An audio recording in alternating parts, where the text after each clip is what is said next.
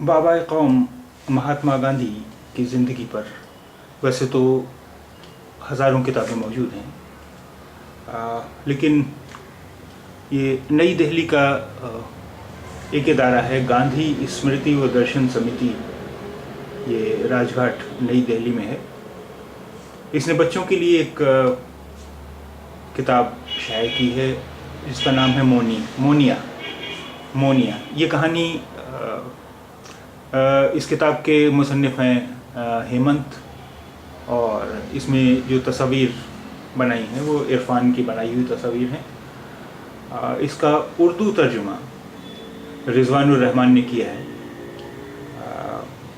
ये किताब तकरीबन सभी हिंदुस्तानी ज़बानों में मौजूद है। हम अपने क़ारीन के लिए इस किताब से कुछ सफ़हात पढ़ेंगे।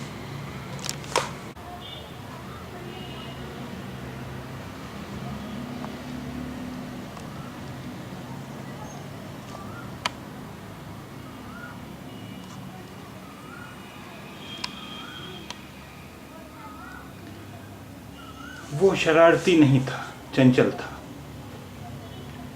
फितरत का सीधा था, लेकिन पारे जैसा।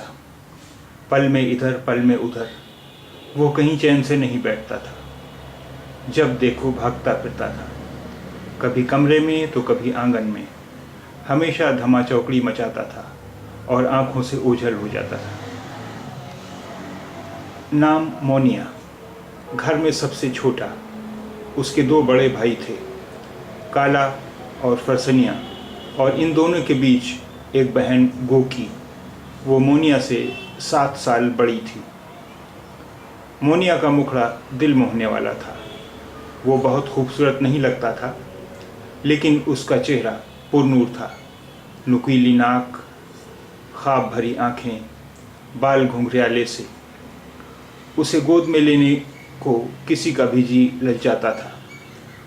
वो दूसरे बच्चों की तरह रोता नहीं था, इसलिए उसको गोद में लेकर घूमने खेलने में सबको मज़ा आता था। मोनिया का बदन छरहरा था। दोनों बड़े भाइयों की तरह उसका बदन दोहरा नहीं था।